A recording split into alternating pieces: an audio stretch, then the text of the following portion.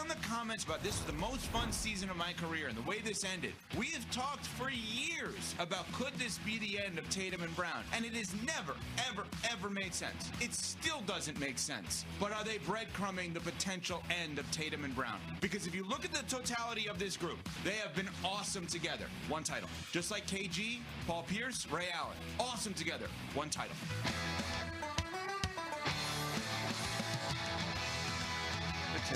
Unsportsmanlike is presented by Progressive Insurance. Progressive can help you protect your home, auto, boat, motorcycle, ATV, RV, and more. And if something wasn't mentioned, they had in mind. Find out if it can be covered at Progressive.com, 1-800-PROGRESSIVE, because it probably can be. Along with Michelle Smallman, Myron Metcalf. Matt and Myron, Sundays, 10 a.m. Eastern, here on ESPN Radio. In for Canty today. Evan Cohen with you. Knicks up 2-0 in their series over the Joel Embiid-less 76ers. And San Antonio, Minnesota tied at 1 apiece. If you missed any of our conversations about those two games, go back on the podcast and listen. So, you heard that from a couple of days ago about the Boston Celtics, and we just thought the ending was weird this year. They blow the 3-1 lead. Jaylen Brown does this Twitch stream, which he says, hey, this season was my favorite season, and he calls out the refs. He gets fined $50,000. And then Tracy McGrady, of course, Hall of Famer, NBC Sports NBA analyst, goes on the Cousins podcast, which is his with his cousin, Vince Carter, and has this to say about the aforementioned Jaylen Brown. His frustration lies deeply within the organization and other things that we don't really have the details to. There's just been a lot of stuff, that I've been hearing just going on with the Boston organization, with JB, so I think part of him is like, I showed you guys more of who I am as a basketball player, not only just what I did on the basketball court, but the leadership that I displayed within this team. And you've seen that. Not having our best player in JT. You've seen a different side of me and what I'm able to bring to the game of basketball. So all that stuff, I think just came into play with him and his frustration. Interesting. So that's McGrady, right? And in some ways, stealing Myron's idea of Cousins podcast, because Myron has 75 cousins that live in Milwaukee. A lot of cousins. Yeah, I'm just saying, that's ridiculous. Surprised that didn't make the bio. Yeah, 75 first cousins or whatever. You have limits. Fun fact. Yeah. Anyway, so he says that. When Tracy McGrady speaks, of course, about basketball, guess what we're going to do? Listen. Sure. Right? So then Brad Stevens takes the podium yesterday, president of basketball operations, executive of the year in the NBA, and he has to respond to the idea of Jaylen Brown's frustration with the organization. Here is Brad Stevens. I talked to Jaylen Monday a little bit after he just real quickly and was nothing but positive. He has not expressed those frustrations to me. We've been here 10 years together, and I do think that, obviously I love JB, and everybody around here loves JB. And, I think just like any of our other guys, as we get to the end of the season, I'll be here, and my door's always open. And if anybody ever wants to come in and talk about it and talk about, their team, their place, whatever the case may be, I'm all ears. And that would be 1 through 16, not just not just Jaylen, not just Jason, not just the guys that have been here. I think it's really important to be available. So I certainly am, and none of that has been expressed to me. Smalls, I see you nodding when Brad Stevens is speaking. He is as believable of an executive as maybe we've ever had in all of sports. Your nod is for what part of that? Because that's exactly right. When he says my door is open, not only for Jason Tatum and Jaylen Brown, but for everyone on this team, I absolutely believe him. I absolutely believe that through every different walk of his basketball career, he has found a way to have connectivity with his players and extract the best out of them.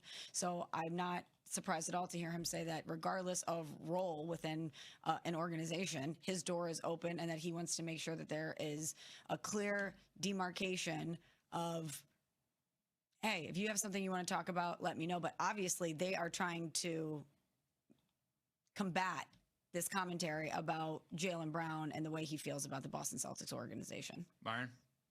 Well, I mean, Jaylen Brown put him in this situation with his Twitch stream.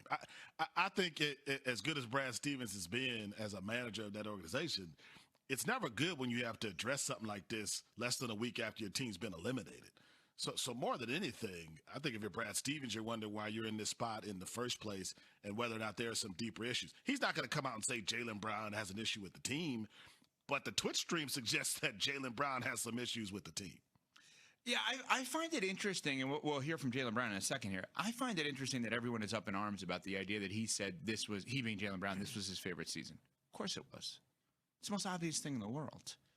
Because when you're Robin forever and you become Batman and you look like you should be Batman, 99% of the people in the world would rather be Batman than Robin. Aren't you Batman when you're Finals MVP? No, that's the thing. Yeah. That's the thing. He wasn't really, like, he was in our eyes, maybe in terms of analyzing basketball. I don't know that anyone looked at him as that was his team. It's like you won Finals MVP on Jason Tatum's team. But you have hardware to suggest that in your greatest basketball accomplishment, you were number one. You were Batman. And you remember what happened that summer? Wasn't on the Olympic team. Mm-hmm. Wasn't on the Olympic team, right? And Jason Tatum was and barely played, and they won the gold. And so this year was the first year. See, this is where we're all kind of phony baloney a little bit. We all want to win in life, but we all want to win our way. We just have to acknowledge, I can tell you that. I absolutely want to win the way in which I believe is the best way of winning, whatever that is. Doesn't mean I'm right? Myron, what Jaylen Brown told you this year is, I want to win.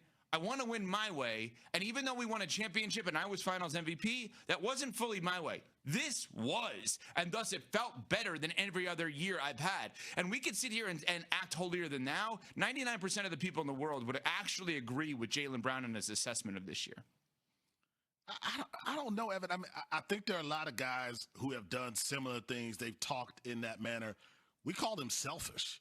You know, could you imagine if KD did a Twitch stream after the Rockets have been eliminated? Imagine if James Harden, some of the more polarizing guys in the league, like we look at them when they do this stuff, we say, maybe you're not a team guy. Like that's the narrative about a lot of players and what they've been fighting throughout their careers. Why aren't we saying the same thing about Jaylen Brown? To me, it's not that he said it. It's how and where he said it. Not with his teammates behind him, not, attached to the organization. I want the world to know that this is what happened this season. Put all the attention on me. I've watched Scottie Pippen say that about the Bulls for the last 30 years. Yeah. I was the best player. It doesn't help anybody. Well, that's ridiculous, obviously. But your point is well taken. Now, here's what Brown had to say on his relationship with Brad Stevens, obviously who had to address it yesterday, and overall, whether or not he wants to be involved. If this was the best year and the team was incomplete, do you want to be there? You have a contract extension looming. Here's what Brown had to say on his Twitch stream, FCHWPO, where you find the Twitch stream on Twitch.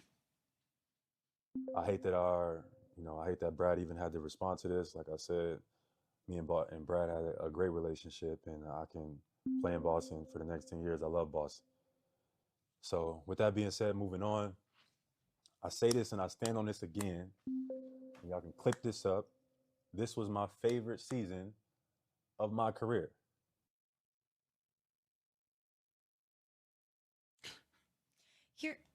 Here's the thing. If I was a Celtics fan, I would have an issue with this, not because of the suggestion and whether this is what he meant to say or not, but the implied suggestion that it's your favorite season because Jason Tatum was out for the majority of it.